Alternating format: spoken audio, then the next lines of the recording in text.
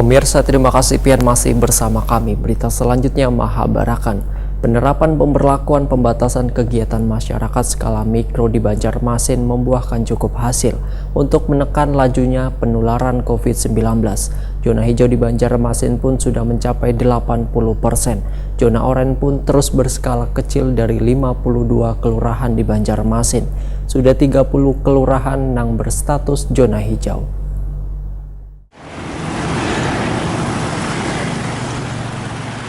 Penerapan pemberlakuan pembatasan kegiatan masyarakat skala mikro di Banjarmasin membuahkan hasil untuk menekan lajunya penularan COVID-19.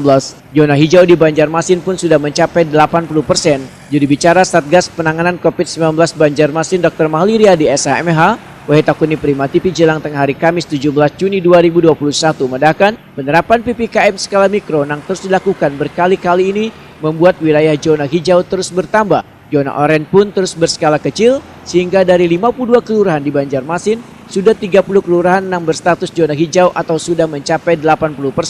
Sementara itu zona kuning sebesar 22,2%.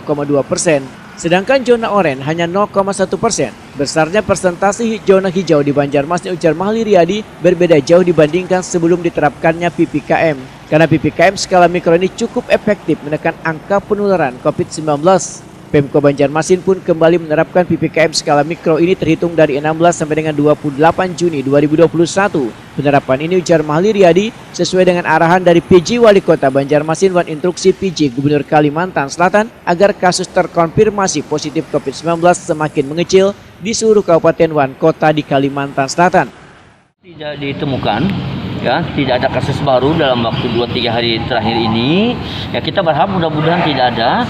Tinggal menyembuhkannya saja lagi yang ada ini.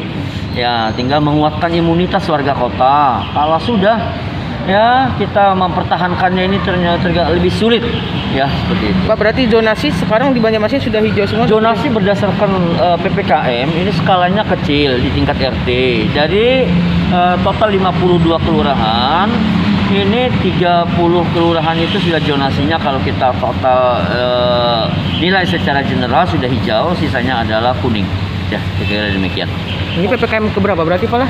PPKM yang ke-12 kali. Mahli Riyadi menambahkan, strategi mengendalikan COVID-19 kadang hanya cukup dengan menerapkan 3T, 3M, tetapi harus disempurnakan dengan vaksinasi.